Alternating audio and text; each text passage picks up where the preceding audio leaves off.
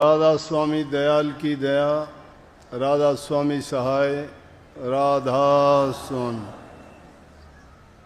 प्यारी साध संगत जियों, भाइयों बहनों, बुजुर्गों, माताओं, नौजवान साथी, बच्चों, जितने भी आप सत्संग लाभ के लिए उपस्थित हुए हो, शांति से सत्संग लाभ उठाएं।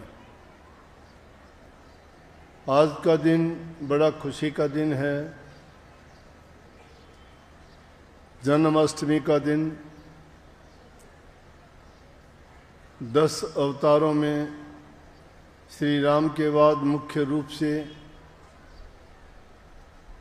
इतने महान अवतार श्री कृष्ण जी का जन्म जन्माष्टमी के नाम से जाना जाता है। आज के दिन उनके जन्म उत्सव मनाए जाते हैं, मिठाइयाँ बांटी जाती हैं, उनकी लीलाओं को याद किया जाता है। बच्चों को अच्छे अच्छे कपड़े पहना के जिस प्रकार की उनकी जीवन की लीलाएं उन्होंने बचपन से लेके अपने जीवन में बड़े से बड़े कार्य, राक्षसों का संहार, दुष्टों का नाश किया और प्यार का प्रचार किया,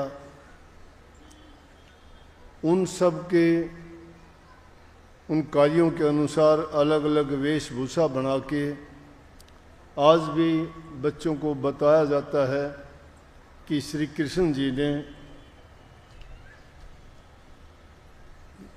द्वापर में आके ऐसी लीलाएं की और आज अनेक नामों से उनकी पूजा की जाती है, उनको याद किया जाता है, उनको परमात्मा के तुल्य दर्जा दिया जाता है। तो ये हमारे लिए बहुत खुशी की बात है कि आज वो जन्म उत्सव भी मनाया जाता है और हम सत्संग उत्सव मना रहे हैं। सत्संगियों का सबसे बड़ा मेला, सबसे बड़ा उत्सव और सबसे बड़ा त्यौहार सत्संग है। हर प्रकार से सत्संग है, लेकिन सत्संग को आज वो दर्जा नहीं मिल पाता है। और ना मिलने का कारण क्या है कि संसारी पदार्थों में इंसान की रुचि बहुत ज़्यादा हो गई है, क्योंकि संसार की जितनी भी चीज़ें हैं, पदार्थ हैं, उनको पाके हम सोचते हैं कि हमें बहुत कुछ मिल गया, लेकिन वो बहुत कुछ मिलने में ये नहीं सोचते कि हमने सब कुछ छोड़ दिया। सब कुछ छोड़ देने का अर्थ है प्रभु के नाम को भुला देना ही सब कुछ छोड़ देना है, और प्रभु के नाम को याद करना ही सब कुछ प्राप्त कर लेना है। सब कुछ छोड़ देना क्यों है कि संसार के जितने भी पदार्थ हैं, कितने भी आप इकट्ठे करो कि कभी भी इंसान की संतुष्टि नहीं होती। संसार के पदार्थों की तासीर कभी भी सुख संतोष देने वाली नहीं होती। जितनी भी वो चीज़ें उसको मिलती जाती हैं, उतनी ही उसकी तृष्णा और अधिक बढ़ती जाती है। और जब उनकी तासीर ही अच्छी नहीं है तो जितनी ज़्यादा वो चीज़ें, सामान, पदार्थ उसको मिलेंगे तो उतने ही ज़्यादा समझो कि उसके लिए परेशानियां बढ़ी हुई हैं। लेकिन इंसान का जब अपनी इच्छाओं पर काबू हो जाता है, संतोष आ जाता है, तो सारी चीज़ें उसको धूल के समान लगती हैं। प्रभु के नाम में जो खुशी मिलती है, शांति मिलती है, जो हमें संतोष मिलता है, उसके प्राप्त करने पे संसार के पदार्थ नीके और फीके लगते हैं। संसार के पदार्थों का नशा है, वो जब इंसान के पास मिलने शुरू हो जाते हैं, इंसान को मान बढ़ाई, इज्जत मिलनी शुरू हो जाती है। और जो ही ये चीज़ें उसको मिलनी शुरू होंगी तो उसका अभिमान उसको गिरावट की ओर लेके जाता है, ऊंचा नहीं उठाता। ऊंचा कब उठता है इंसान? जब परहित, पर उपकार और दूसरों के भलाई के कार्य किए। आज जिनको हम उनके जन्मोत्सव को याद करते हैं, उन्होंने दूसरों के कल्याण और हित के कार्य किए। जितने भी अवतारी पुरुष संसार में आए, उन्होंने समाज के कल्याण के, समाज हित के, दुखियों गरीबों के जीवन को सुधार और कल्याण की बातें बता के उनको सही रास्ते पे डाला। लेकिन जब उन चीज़ों का प्रचार और प्रसार कम हुआ, इंसान की रुचि संसार के पदार्थों की ओर बढ़नी शुरू हुई, तो प्रभु की ओर से वो गौण होते चले गए, उनकी तरफ उनका ध्यान नहीं रहा। इस चीज़ को तो मानते रहे कोई सत्ता है जो सारे संसार को चलाती है, सब कुछ उसके हाथ में है। इंसान के हाथ में कुछ भी ना होते हुए भी इंसान सब कुछ बन बैठता है, और सब कुछ बनने के बाद उसकी गिरावट क्यों होती है कि काल महाराज उन जीवों को पकड़ लेता है जो आसानी से उन चीज़ों को अपना लेते हैं, और उनमें जितने भी बुराइयों वाली चीज़ हैं, जितने भी कुनीति की चीज़ हैं, वो उनमें आनी शुरू हो जाती हैं। जिस प्रकार से नहीं देखते, रोज़ाना की जीवन में क्या देखते हैं कि लोग कोई शराब का आदी है, कोई सुल्फा गांजा पीता है, और आजकल तो एक नई बीमारी का और बताऊं आपको पता ही है, बताऊं क्या, मुझे तो आप जैसे ही बताते हैं कि नौजवान बच्चों ने इंजेक्शन लगाने शुरू किया। इंजेक्शन में मुझे नहीं पता कौन सा नशा है, लेकिन हाँ इतनी चीज़ें ज़रूर हैं। उन चीज़ों को जब हम देखते हैं, रास्ते में जाते हैं, तो जहाँ सुनसान सी ज़मीन होती है वहाँ पर इतनी नीडल और इतने वो सिरिंज पड़े हुए होते हैं कि उसको देख के पूछते हैं कि भाई ये यहाँ कैसे आए, कोई डाल के गया? न बोला नहीं जी, कि आजकल के बच्चे ये तो कुछ भी नहीं है, कि ऐसी ऐसी जगह हैं जहाँ ऐसे ऐसे बच्चे आके देर अबेर रात को इंजेक्शन लगा के और वहीं पड़े रहते हैं। और ऐसी घटना मैंने एक दो आदमी को ऐसा देखा जो बहुत अच्छा था, भले चंगे काम करता था, लेकिन एक दिन उससे जब मिलना हुआ तो मैं उसको पहचान नहीं पाया। मैंने उससे पूछ लिया बीमार है? बोला कि ना हाँ थोड़ी तकलीफ हुई थी। लेकिन जब दूसरे लोगों के सामने मैंने ये बात रखी और उनसे पूछा तो उन्होंने बताया कि ये तो हर 5 मिनट में इंजेक्शन लगाता है, इंजेक्शनों ने इसको बर्बाद कर दिया। लेकिन ये नहीं पता इंजेक्शन में क्या लगाते हैं वो।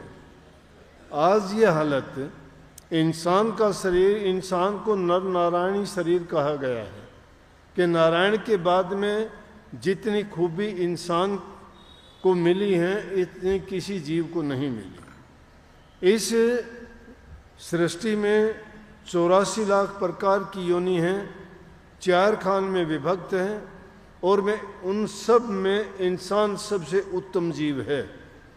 और जितनी खूबी, जितना ज्ञान, जितनी बुद्धि, जितना विवेक इंसान को दिया है, प्रभु ने इसीलिए इसको दिया था कि जब ये जीव कर्म करते करते करते 84 लाख योनि में अपने कर्म के अनुसार एक योनि से दूसरी, दूसरी से तीसरी, तीसरी से चौथी, और इसी प्रकार से 84 लाख योनियों में ये मुसाफिर बना घूमता रहेगा, अपने कर्म करता रहेगा, और वैसी इसको योनि मिलती रहेगी।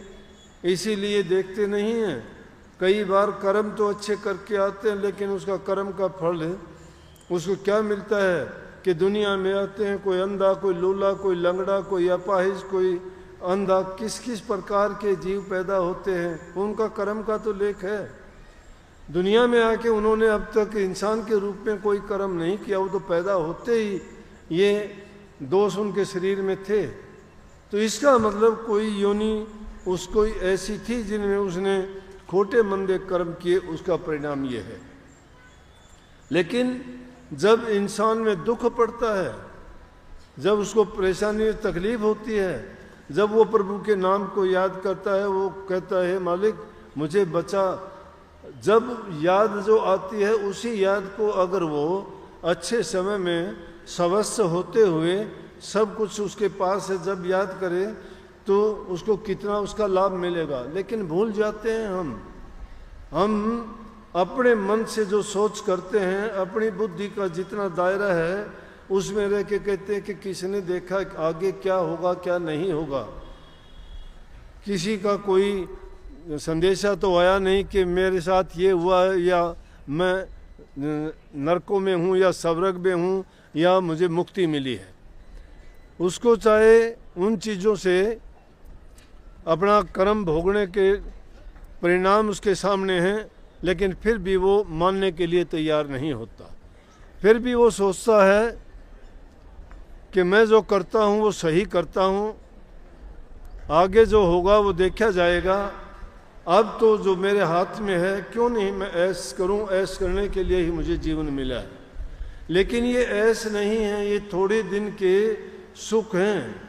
कोई भी इंद्रिय भोग करते हो, कोई भी स्वाद चखते हो, कोई भी आनंद लेते हो, कुछ समय के लिए तो आपको वो आनंद मिलेगा, लेकिन उस आनंद का अंत में क्या होगा कि वो दुख में परिवर्तित हो जाएगा और उस दुख को भोग के फिर मान जाओगे कि मैंने जो काम करना चाहिए था उस वक्त में मैंने चेता नहीं और वो काम नहीं किया। ये महापुरुषों ने प्रभु के संदेश को लेके इस दुनिया में वो आते हैं और इसीलिए उन भोले जीवों को, भटके हुए जीवों को जो रास्ता भूल जाते हैं उनको रास्ता दिखाते हैं, सत्य से अवगत करवाते हैं। उनमें जो बढ़ी हुई बुराइयां हैं या जो बुरी आदतें हैं उनका निवारण करते हैं, उन बुरी आदतों को छुटवा के और प्रभु के नाम का गुणगान करवाते हैं, उनका लाभ और महत्व समझाते हैं कि प्रभु के नाम में हमें क्या मिलेगा। प्रभु के नाम से हमें वो चीज़ प्राप्त होगी जो देवी देवताओं को भी प्राप्त नहीं होती है।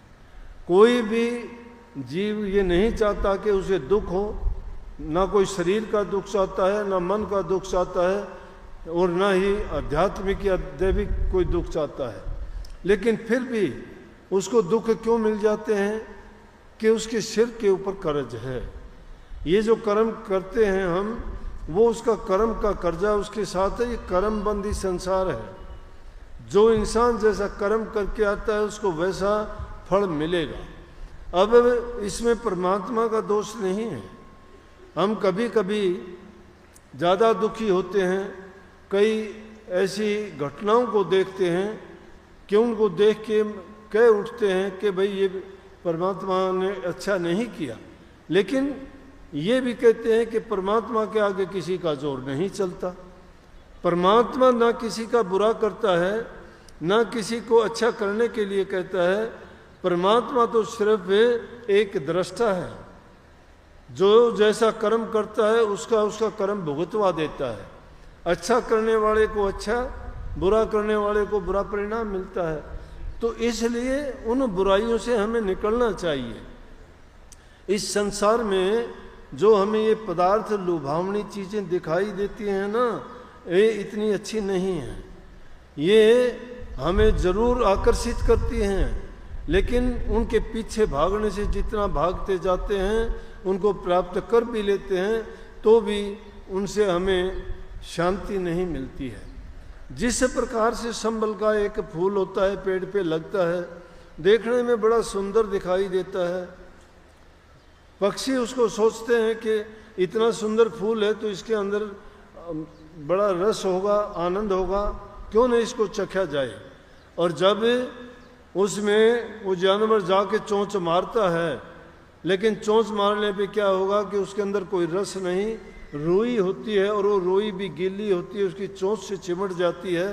तो उसको बेचारे को चोंच साफ करने में बहुत देर लगती है और कई बार तो उसको बहुत परेशानी होती है। तो ये संसार इसी प्रकार से उस संबल के पेड़ की भांति है। उसको देख के हम सब लुभाए तो जाते हैं, लेकिन ये उसको परिणाम क्या मिलता है, उसी प्रकार से मिलता है कि जिस प्रकार से उस पक्षी की सोच को लाभ मिला।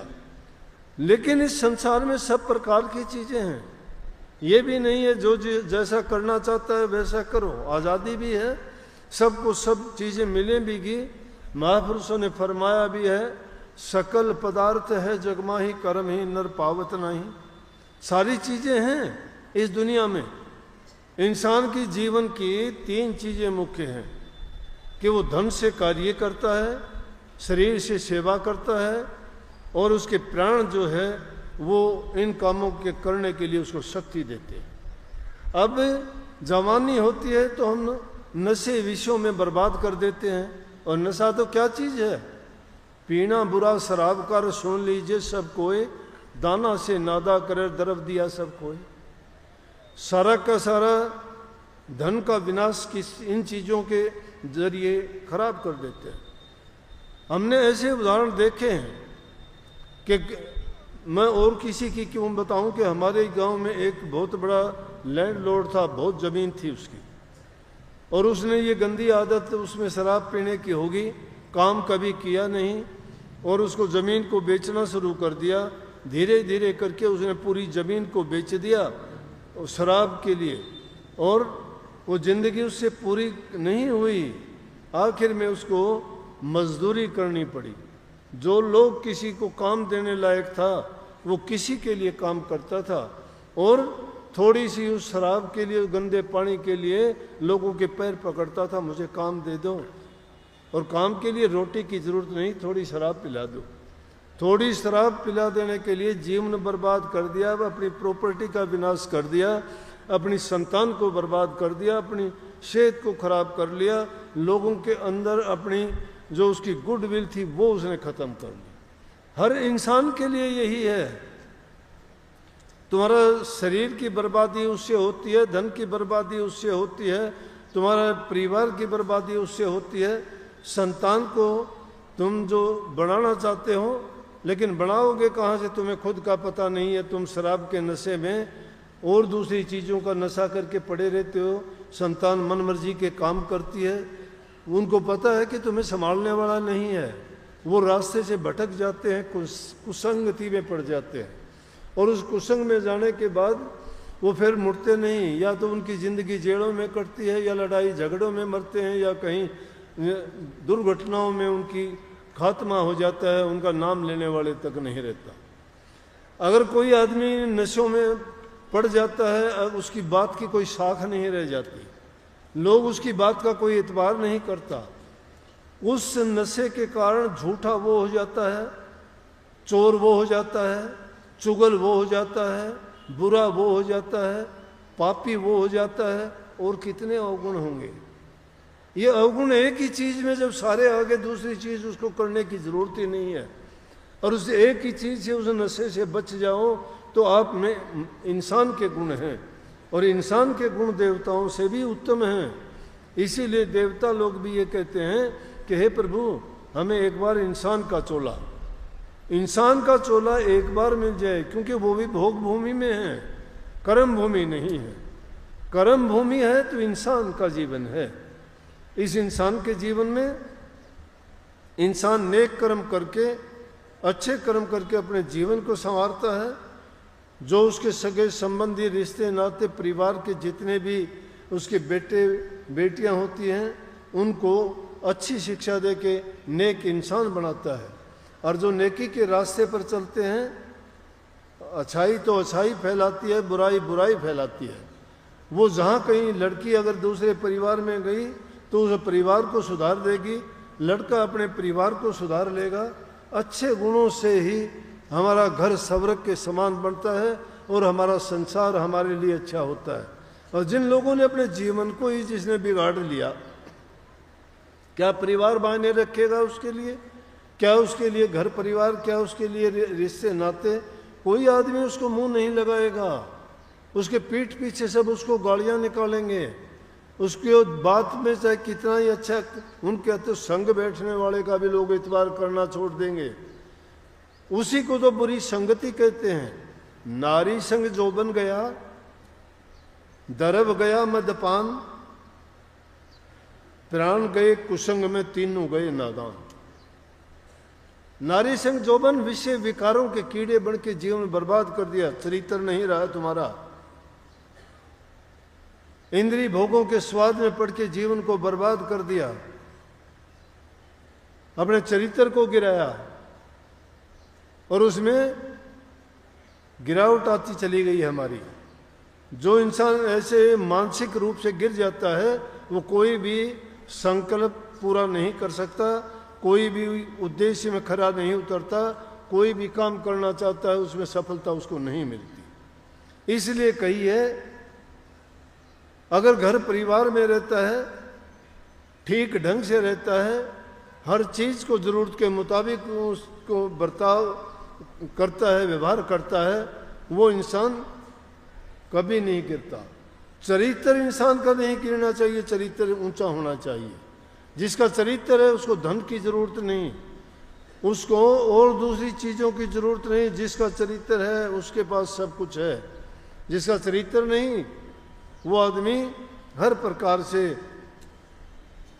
उसकी निंदा होगी, कहीं भी जाओ उसको मान सम्मान नहीं मिल पाता। दूसरी चीज कही कि दरव गया मदपान, धन को बर्बाद कर दिया नशों में, क्या रहा, और प्राण गए कुसंग में। दुष्टों के संग बैठ के हमने उल्टी सीधी बातें सीख ली। संग इंसान का अगर बुरा हो जाता है उसको कोई बुरा काम करने की जरूरत नहीं। संग इंसान को कुसंग बिगाड़ देता है, संग अच्छा संग उसको सुधार देता है। अच्छा संग तो महापुरुषों का संग सत्संग होता है, कुसंग दुष्टों का संग होता है। वो जुआ खेलना सिखाएंगे, ताश खेलना सिखाएंगे, चौपड़ खेलना सिखाएंगे, और उन खेलों में जो पड़ जाता है वो टाइम नहीं देखता, टाइम की कदर नहीं करता, समय पर कोई काम नहीं करता। काम जब होता है तो कहता एक बाजी और लगा लो, बाजी बीच में छोड़ के नहीं जाता। जुआ खेलना शुरू कर देता है तो जुए में हार होती रहती है, सोचता है अगली बार मैं जीत जाऊंगा। जिन्होंने जुआ खेला इतिहास उठा के देखो, उस जुए के कारण उनकी कैसी कैसी बर्बादियां हुई। तो जब कही है कि ये जुआ खेलना तो इस नामुराद खेल है, ये नामुराद इस खेल की जीत भली न हार। इसकी जीत भी अच्छी नहीं है और हार भी अच्छी नहीं है। जीते तो चस्का लगा, हारे ले तो उधार। जीतता है तो चस्का पड़ जाता है कि 1000 आए, इस बार 2000 आएंगे, इस बार 5000 आएंगे। अब जुए का थोड़ा सा तरीका बदल गया है। अब ये बच्चे वो जुआ फोन में खेलते हैं और उन फोन में खेल के सब कुछ अपना बेच देते हैं, सब कुछ पता ही नहीं लगता कैसे चला गया। अरे पहले तो कभी सोचते थे, महाभारत का युद्ध हुआ, हम तो कहते थे कि पांडवों ने गलती की थी कि उन्होंने जुआ खेला, और उसमें भी कितनी गलती कर दी थी। चलो सब कुछ दे दिया था, अपनी पत्नी को ही दाव पे लगा दिया। क्यों लगा दिया? ये जुआ है इतनी गंदी चीज कि इसमें जीतता है तो आदमी को चस्का पड़ जाता है कि मैं और जीतूंगा और जीतूंगा, और हार जाता है तो उधार लेता है कि एक बार दे दे, मेरे पिछले भी आ जाएंगे, आगे मेरे भी बच जाएंगे, लेकिन बचता कुछ नहीं है। इसलिए ये तीनों चीजें बर्बाद इस चीज से होती है।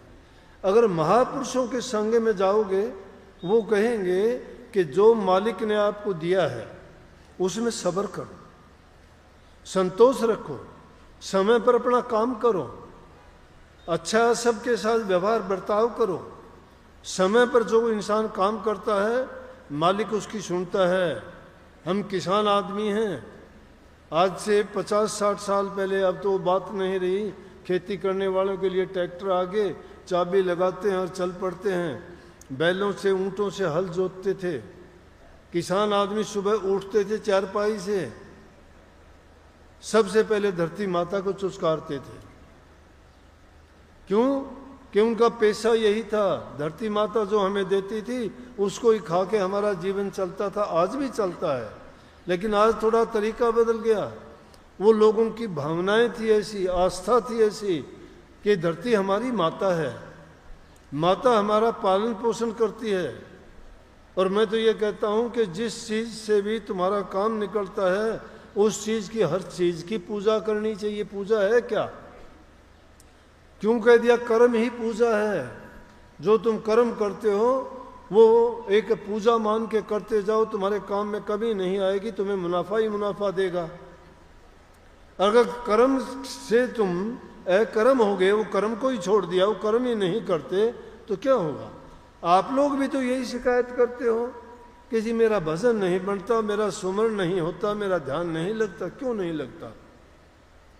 कोई और कोई तो लगाएगा नहीं आपका ध्यान, आपको के लिए कोई दूसरा सुमरण नहीं करेगा, आपके लिए कोई दूसरा अभ्यास नहीं करेगा।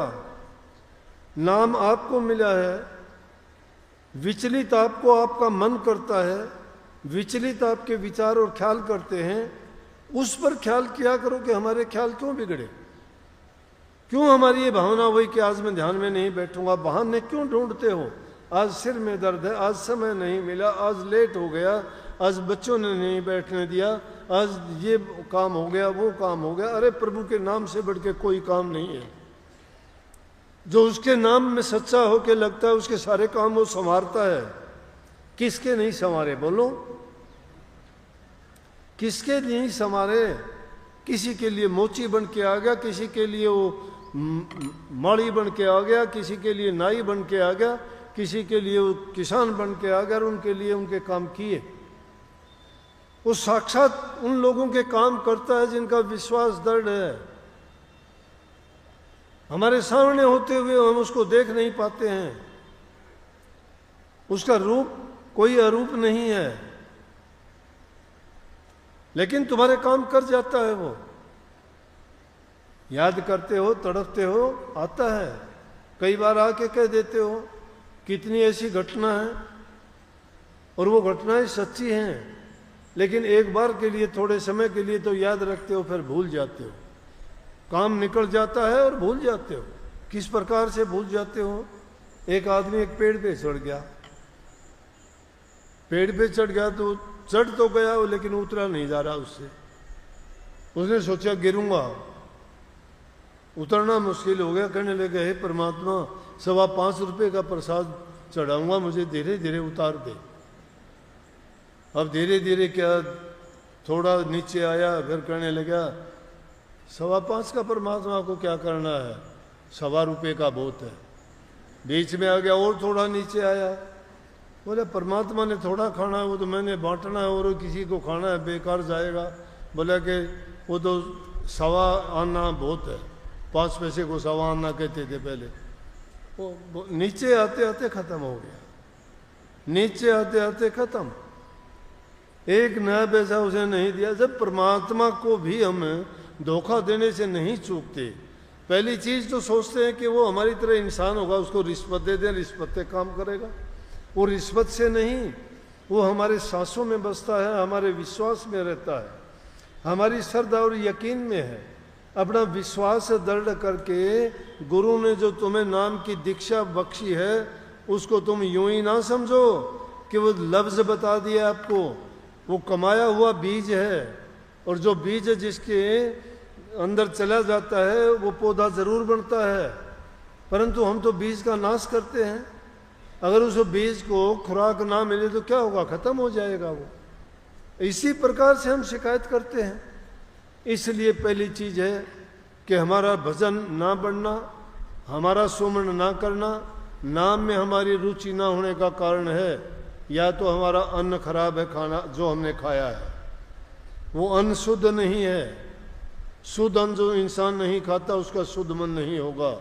शुद्ध मन जिसका नहीं होगा उसमें शुद्ध विचार नहीं होंगे।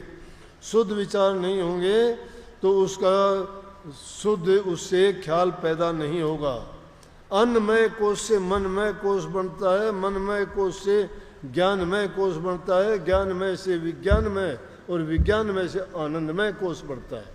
ये 5 कोश है इंसान के अंदर, लेकिन सबसे मूल जो है वो इंसान का भोजन है। बीमार होते हो, तकलीफ होती है, आप शिकायत करते हो, कोई ब्लड प्रेशर की कहता है, कोई शुगर की कहता है, कोई दर्द की कहता है, कोई अनेक प्रकार की बीमारियों के नाम लेते हो, कोई गठिया का, कोई गर्दन का, कोई स्पॉन्डिलाइज का, कोई पता नहीं कितने कितने रोगों की। लेकिन उनका होने का कारण क्या है? उनका होने का कारण है कि जीभ के स्वाद के बस हम ऐसी चीज़ें खाते हैं, ये देखते ही नहीं हमारे लिए वो क्या नुकसान करती है। जितने भी पैकेट बंद, जितने भी डब्बे बंद, जितने भी बाज़ार की बड़ी चीज़ें हैं, उनमें कितनी क्या क्या केमिकल मिलाए जाते हैं। अगर तुम उनको तुम्हारी आंखों के सामने दिखा दिया जाए तो मैं कहता हूँ कभी टच भी नहीं करोगे। शुद्ध भोजन अपना सात्विक भोजन में ही शुद्ध विचार होंगे। घर में बड़ी सब्जी अपने खेत में उगाते हो, कितनी अच्छी सब्जी है। अनाज तुम्हारे घरों में अपनी ज़मीन का होता है। शुद्ध अन्न जो खाओगे शुद्ध मन होगा उससे। गाय भैंस घरों में रखती है, लस्सी दूध तुम्हारे घर का होता है। बाजार का थैलियों का दूध लेके आते हो, क्या पता कब का दूध है, कैसे कैसे प्रोसेस करके उसको प्रिजर्व किया गया है, उसमें क्या क्या चीज़ें मिलाई गई है। वो चीज़ लेते ही तुम्हारे मन के अंदर, तुम्हारे ब्लड के अंदर जाते ही तुम्हारे ख्याल विचार सब की ऊट पटांग करने लग जाते हैं। से पहली चीज़ है कि अपना खान पान शुद्ध होना चाहिए। दूसरी चीज़ है कि तुम्हारा संग अच्छा होना चाहिए। अगर तुम्हारा संग किसी नालायक इंसान के साथ में है तो सब कुछ बिगाड़ के रख देगा। जितनी तुम अच्छा करना चाहोगे उतने ही तुम्हें, क्योंकि बुराई तो अच्छाई से बहुत ज़्यादा तेज चलती है और अपना असर भी बहुत ज़्यादा डालती है। देखो, अच्छाई के लिए सत्संग होते हैं, कथा वार्ताएं होती हैं, मंदिर मस्जिद गुरुद्वारे बने हुए हैं, कितना ही उनका प्रचार किया जाता है, फिर भी अच्छाई नहीं अपनाते। लेकिन बुराई किसी को नहीं सिखाई जाती, ना उनका कोई मदरसा है, ना स्कूल है, ना कोई उनका कोई ट्यूशन हाउस है, लेकिन फिर भी वो बुराइयां जानते ही सीख जाते हो। निंदा करनी, चुगली करनी, लड़ाई झगड़े करने, नशे विषय, दूसरी जितने भी विकारी चीज़ हैं, बिना सिखाए सीखते हो, बिना पढ़ाए पढ़ जाते हो, और छुटाने से भी नहीं छोड़ते। कितनी कोशिश उनके लिए की जाती है कि छोड़ो। तो जब तक ये चीज़ें व्याप्त हैं, जब तक हम उन चीज़ों को अपनाते हैं, जब तक उनका सेवन करते हैं, तो हमारे विचार इतने शुद्ध नहीं होंगे। जब तक हमारे विचार शुद्ध नहीं होंगे, अब बात बात पे क्रोध क्यों आता है?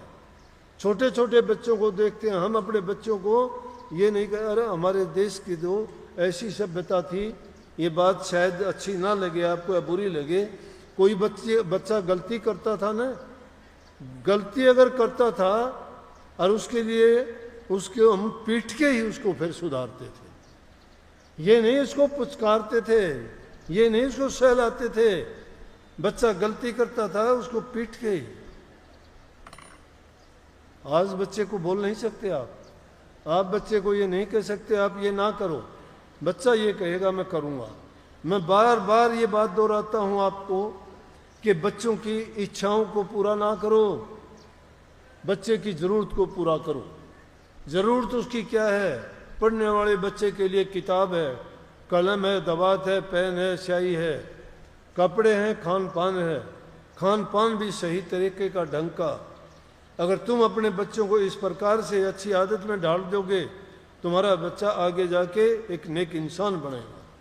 लेकिन बच्चों की इच्छा पूरी अगर कर दी शुरू, तो बच्चा अपनी ज़िंदगी में आगे नहीं बढ़ पाएगा, क्योंकि इच्छा कभी रुकती नहीं। इच्छा तो समुद्र की झाल की तरह से हैं, आती हैं जाती हैं, गिनती करो कहीं गिनती नहीं हो सकती उनकी। इच्छाएं भी हमारे मन में इसी तरह हिलोर मारती हैं, नहीं रुकती।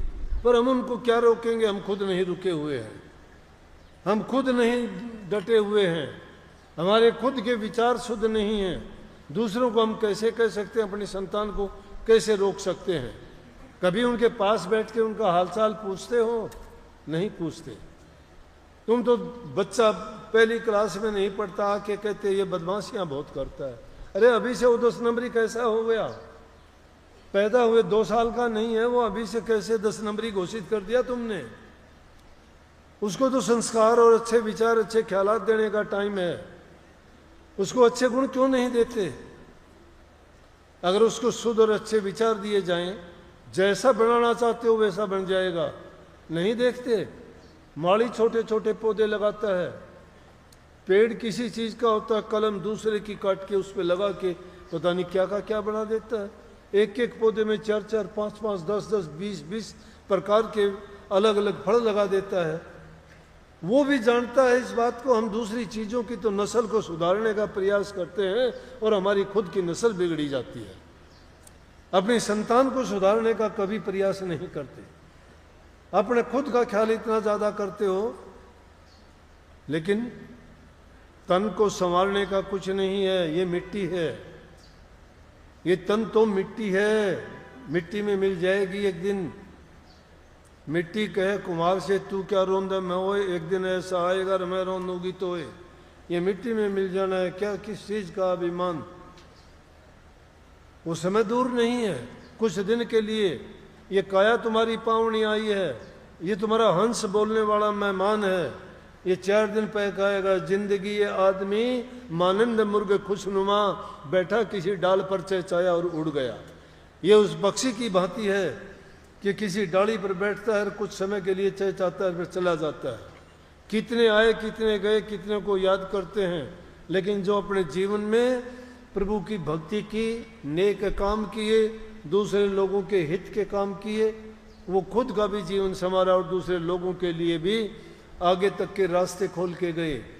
जिनको आज भी हम याद करते हैं, उनको जिन्होंने नेक काम किए, नेक काम याद किए जाते हैं। ये शरीर से कोई मतलब नहीं होता। तो शरीर को तो बड़ा सजाते हो, मन को भी सजाया करो। मन के अंदर विकार भरे हैं, बाहर को शरीर के सजाने से कुछ नहीं मिलेगा। अंतर में जो कपट भरा हुआ उस कपट को निकालिए। मन को शुद्ध और पवित्र बनाने के लिए प्रभु का नाम है। तन की पवित्रता तो सेवा करने से होगी। सेवा माँ बाप की करो, बूढ़े बुजुर्ग की करो, दुखी और असहाय की मदद करो। तन की सेवा करो, मन की सेवा करो, धन की सेवा करो। तुम्हारे पास हो सकता है धन नहीं होगा, तुम्हारे पास हो सकता है तुम्हारा मन इनकार कर दे, लेकिन तुम्हारे पास तन है। शरीर से माँ बाप बूढ़े बुजुर्ग की जो सेवा करता है, उस सेवा के एवज में जो माँ बाप हमें आशीर्वाद देते हैं, वो आशीर्वाद फलीभूत होता है। क्योंकि उनके सुखी हृदय से जो हमने उनको सुख पहुँचाया है, उस सुख में आके वो अपने हृदय से जो वचन बोलते हैं, वो तुम्हारे लिए कवच का काम करता है। माँ बाप और बुजुर्गों से जो आशीर्वाद प्राप्त करते हो, वो आशीर्वाद तुम्हारे लिए सब बुराइयों से तुम्हें बचाने वाला एक ऐसा शस्त्र है। जिस प्रकार से कि होड़का के पास जो चीर था, उस चीर को उसके अभिमान में कह दिया था कि मैं पहले हाथ भगत को तो जला दूंगी और मैं चीर ओढ़ के बैठ जाऊंगी। लेकिन वो चीर क्या है? वो गुरु का दिया हुआ मंत्र है। उस चीर को गुरु की दी हुई शिक्षा है, गुरु के बताए हुए आदेश और उपदेश हैं। गुरु का दोष नहीं है, दोष ना मानने वालों का है। जो उन बातों को मान लेता है उसका जीवन संवर ही नहीं जाता, वो दूसरे लोगों को भी रास्ता दिखाने वाला बनता है। लेकिन लगन सच्ची और पक्की होनी चाहिए। जिसको नहीं है लगन, उसका मन नहीं है मगन। जब तक नहीं है मगन तो तुम्हारी कच्ची है लगन। मन में लगन सच्ची और पक्की होनी चाहिए, और जिसको लगन लगती है उसका तो जीवन ही वाणी है। जिसको लग जाती है लगन, त्याग देता है सब कुछ। बलक हुकारा के बादशाह को लगन लगी, छोड़ दिया राजपाट। भरथरी को लगी लगन, छोड़ दिया राज। गोपीचंद को लगी लगन, छोड़ दिया राज। राजा बादशाहों ने क्यों त्याग दिया? इस रसकाण बने निरुपयोगी त्यागे भोग विलासा। उन राजाओं के जो ठाट बाट थे, महल थे, नौकर चाकर जिनकी सेवा काम करते थे, लेकिन उन्होंने भी उसको क्यों त्याग दिया? क्योंकि प्रभु के नाम के रस में जो आनंद है वो दुनिया के पदार्थों में किसी चीज में नहीं है। तो उस रस के कारण निरुपयोगी हो गए, लेकिन उनकी लगन सच्ची लगी। योगी होने के बाद में उन्होंने योग में खरे उतरे। वो अब बाणा ले लिया, योगी बन गए, मन की भावना फिर भी नहीं बदली, फिर भी संसार के पदार्थों के अंदर हाथ मारते रहे। अरे सच्चे बन के चलोगे ना, प्रभु तुम्हारे साथ चलेगा। तुम्हारी दुनिया की ताकत नहीं कोई रोक सके, तुम्हारा बाल बांका नहीं कर सकता, क्योंकि तुम जिसके आश्रय बैठ जाते हो वो तुम्हारी रक्षा खुद स्वयं करता है। लेकिन तुम तो खुद जब बन जाते हो तो वो तुम्हारी रक्षा नहीं करता। फिर वो नहीं सोचता अपने आप तुम बन के और अपने आप कोशिश करते हो, वो तुम्हारा अभिमान बन जाता है। तो अभिमान का सिर नीचा होता है। ये हमारा रास्ता तो गरीबी का, दीनी का, अधीनी का, निर्बलता और दुर्बलता का है। हम तो सबके आगे कही है कि किसी से अगर ऐसे पाला भी पड़ जाए तो हाथ जोड़ लेने चाहिए, पीछा छूट जाएगा। नेक इंसान की ये पहचान है, धैर्यवान होगा, सहनशील होगा, वो बर्दाश्त करेगा। दूसरे को बुरा ना करो, तुम्हारा बुरा करता है बर्दाश्त कर लो, मजा ही अलग हो जाएगा उसका, तुम्हारा कुछ नहीं बिगड़ेगा। तो लेकिन ये चीजें अगर हमारी खराब होंगी तो हमें उत्तेजित कर देंगी एकदम।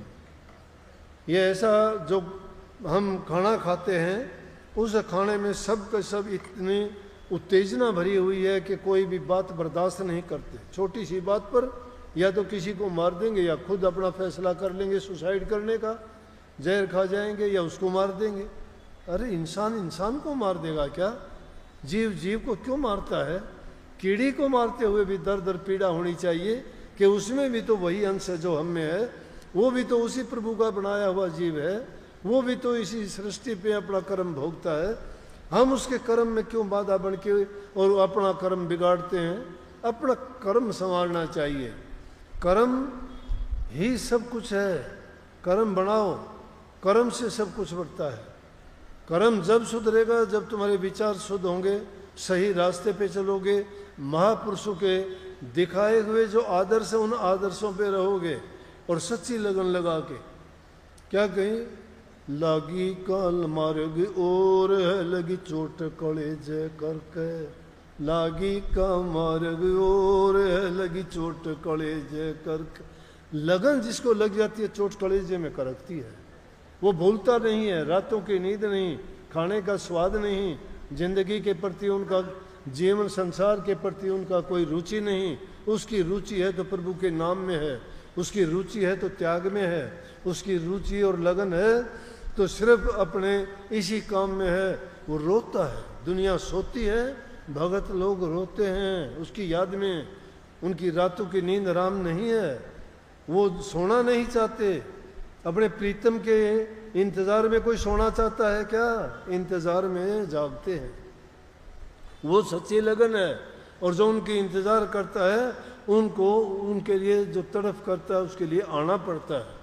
तुम सच्ची तड़फ पैदा करके देखो किसी इंसान, मैं कहता हूँ सच्चे मन से किसी इंसान को याद कर लेना, तुम्हारी तड़फ सच्ची होगी, आ जाएगा तुम्हारे पास, देखते ही देखते आ जाएगा। तुम इस बात को महसूस करोगे कि बात सच्ची है। आजमा के देखो। अरे संतों की बताई बात को आजमा के देखा करो। दुनियादारों की बातों को भी आजमा के देखते हो। एक वैज्ञानिक खोज करके कहता है कि ये बाजरे का बीज बोएगा तो 40 मन बाजरा होगा किले में, आप दूसरे ही दिन बो देते हो, देखते हो 40 मन होगा कि नहीं। अगर 40 मन नहीं तो 35 मन हो गया। मानोगे कि मेरी कमी रहेगी, होना तो 40 मन था, पानी कम लगाया एक। तो इसी प्रकार से संतों ने कही वो भी तो आजमा के देखो, वो तुम्हारा कितना खरा उतरता है। लेकिन उसको आजमाना मुश्किल है क्योंकि लगन नहीं लगती, मन नहीं लगता, त्याग नहीं कर सकते, तप नहीं कर सकते, साधना नहीं है हमारे पास। इसलिए कही महापुरुषों ने लगन लगी थी किसको?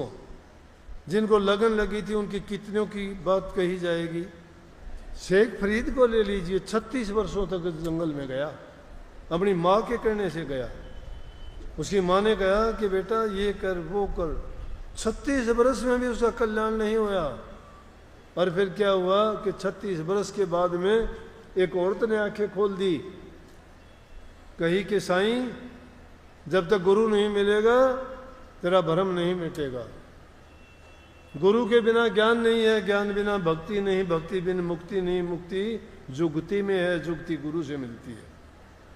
तो कही कि सच्ची लगन जब लग जाती है, लागी का मार्ग और लगी चोट कलेज करके, से पुए बीच फरीद ने एक मीठी बोली भाषा, तुम कागा चुन चुन खा लियो मेरे हड्डा पर का मासा, दो नेत्र मत ना फोड़िए मन हरि मिलन की आशा, जिन करी तपस्या घोर है जो होया आश्रय हर के लागी का मार्ग और है, लगी चोट कड़े जय करके। लागी का मार्ग और है। शेख फरीद को लोगों ने कह दिया कि परमात्मा को प्राप्त करना है तो पैर बांध के कुएं में उल्टा लटक, दर्शन होंगे। उल्टा लटक गया।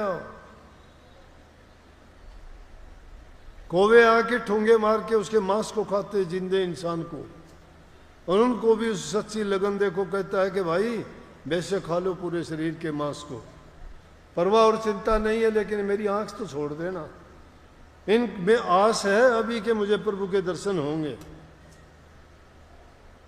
तो ऐसी ऐसी जिन्होंने कठिन परीक्षाएं दी उसको प्राप्त करने के लिए, अरे इस युग में तो संतों ने तुम्हारे लिए बहुत सुलभ कर दिया। वो तो कहते हैं आसानी से दुनियादारी के सारे काम करो, जरूरत के मुताबिक सब कुछ करो, भोग्य पदार्थों को तुम्हारी जरूरत है उसके अनुसार भोगो, किसी काम के कीड़े ना बनो, स्वाद के बस जिंदगी बर्बाद ना करो, बुरी आदतें ना पालो, विकारों में ना पड़ो, और समय निकाल के प्रभु के नाम का सुमरण जरूर करो। थोड़ा समय दे दो, चाहे उसको याद तो करो। उसको याद करते रहोगे तो वो चौकीदार की तरह तुम्हारा पहरा देगा, तुम्हारे अंदर बुरी आदतें नहीं आने देगा, और बुरी आदतें नहीं आएंगी तो आप बिगड़ोगे नहीं, सही रास्ते पे चलोगे। और इसी प्रकार से पीपा जी को भी कह दिया, पीपा जी को भी कह दिया कि पीपा जी अगर दर्शन कर दे तो समुद्र में कूद जाओ। वो पीपा जल में कूद गया जिन कीनी बहुत डिठाई, वह नर पाड़ा जीत गे तन मन की बाजी लाई, श्रोतागण तुम भी चेतियो धन मंगलानंद कविताई, बिन चेते ठाली बोर कुछ जाइयो सुकर्म करके, लागी का मार्ग और है लगी चोट कड़े जय करके। जीवन का सार है कि कुछ सुकर्म करके जाओ, नेक कर्म करके जाओ, ताकि दुनिया याद रखे। भीलनी ने नेक कर्म किए, गरीब थी, कुछ नहीं था पल्ले, आज भी भीलनी को याद करते हो। कर्माबाई के पल्ले कुछ नहीं था, क्या था कबीर साहब के पास 2 टाइम की रोटियां नहीं थी, लेकिन कबीर साहब चारों युगों में याद किए जाते हैं। क्या था उनके राम नाम की दौलत थी, जिसके पास वो दौलत हो जाती है उसको और किसी चीज़ की आवश्यकता नहीं रह जाती। इसलिए अपने जीवन को अच्छा बनाओ, अच्छे गुण पैदा करो, नशे विषय विकारों से बचो, घरों में सुख शांति समृद्धि खुशहाली लाओ, बच्चों को अच्छी तालीम अच्छी शिक्षा दो, अपने बच्चों को हुक्का बीड़ी तक भी ना पीने दो, उनकी बुराइयां बताओ कि बेटा इनमें ये बुराई है, इनमें कैंसर जैसी बीमारी भरी है, इनमें तपेदिक जैसी बीमारी भरी पड़ी है, तुम्हारे फेफड़े खराब हो जाएंगे, दिल खराब हो जाएगा, ये तुम्हारा नर नारायणी चोला कोड़ियों के भाव चला जाएगा, इसकी कोई पूछ नहीं होगी, इसको कोड़ियों के भाव नहीं बेचना, ये तो हीरों से भी बहुमूल्य है, ये बड़े नेक कर्म कोटि जन्मों के नेक कर्मों के बाद हमें मिला है, और ये अगर इसको हमने यूं ही बर्बाद कर दिया तो ये फिर मौका हमें नहीं मिलेगा। उनको अच्छी शिक्षा दो। मुझे बहुत खुशी होती है विशेष रूप से इस एरिया में आके, मैं आप लोगों को और लोगों की निस्बत बहुत अच्छे समझता हूँ, आप लोगों की आस्था दृढ़ है, आपके अंदर प्यार अलग है सब लोगों से, थोड़ा सा हमारी तरफ से यहाँ ज़्यादा प्रेम है। और कितने लोगों के घर बसे हैं उजड़े हुए, कितनों ने ये शराब और ये बुराइयां छोड़ी हैं। कही है रेमन भला ना कर सके बुरे पंथ मत जा, अमृत फल चाखे नहीं तो विष फल का एक खा। अरे तुम अगर अच्छा नहीं कर सकते तो कम से कम बुरा करने से तो बच जाओ, बुरा ना करो, बुराइयों से बच जाओ, तुम्हें छोड़ दो, भक्ति भी ना करो, बेशक ना करो, लेकिन अपने जीवन को तो अच्छा बनाओ, पवित्र बनाओ, शुद्ध बनाओ, बुराइयों में ना डालो। जो इन चीज़ों को अपना लेगा उसका घर स्वर्ग के समान होगा। जहाँ सुमति वहाँ सुख नाना, जहाँ कुमति वहाँ दुख विधाना। जहाँ सुमति है, जहाँ प्यार प्रेम है, जहाँ एक दूसरे की कदर करते हो, मीठा बोलते हो, सेवा करते हो, आदर भाव रखते हो, बड़े छोटे का ख्याल करते हो, वो सुमति है। कुमति है कि कोई एक आदमी का कहना नहीं मानता, बूढ़े बुजुर्ग की कदर नहीं करना, सेवा भाव नहीं है, बोल में अक्खड़पन है, प्यार नहीं है, कटु शब्द बोल देते हो, खुद दूसरे का दिल दुखाते हो और खुद भी उसके बदले में दुख मोल ले लेते हो। ऐसे कर्म करने से प्रेमियों बचा कर। जो नेक कर्म करता है वही इंसान प्रभु के दरबार में प्रवेश पाता है। नहीं तो लाख चालाकी, लाख होशियारी, लाख धन दौलत, लाख महल मकान, कोठी बंगले कितने भी कर लो, ये सब छोड़ के जाना होगा। कुछ साथ नहीं जाएगा। साथ जाएंगे तुम्हारे किए हुए नेक कर्मों का फल। वो तुम्हें अगर अपनाया है, वो अगर तुमने कमाया है, तो समझो कि तुम धनवान से भी धनवान हो। और नहीं तो जिस प्रकार से इस लुटेरी दुनिया, ठगों की दुनिया, ये चोरों की दुनिया है, ये ठग चोर लुटेरे सबको लूटते हैं। और वो ठग चोर कोई नहीं, यही जमात बनती चली जाती है आगे से भी। हमारे माँ बापों को हमने ठग लिया, अब हमें हमारी संतान ठग लेगी, उनको उनकी संतान ठग लेगी। लेकिन जिसने प्रभु के नाम की कमाई की, उसको ना चोर चोर सकता है, ना ठग ठग सकता है, और ना ही डाकू डाका डाल सकता है। तो प्रभु के नाम में जो शांति है वो किसी चीज़ में नहीं है। नाम वो दौलत है और वो आपको मिली हुई है। उस नाम की कमाई किया करो, सारी चीज़ भूलो लेकिन नाम को ना भूला करो।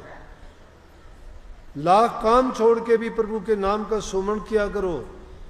मान लूँगा ध्यान आपका नहीं लगता होगा, मान लूँगा कि आपको प्रकाश शब्द कुछ नहीं दिखाई देता होगा, कुछ भी ना करो, लेकिन एक हट कर लो कि मुझे रोज़ाना 20 मिनट आधा घंटा सुबह शाम नाम का सुमरण करना है।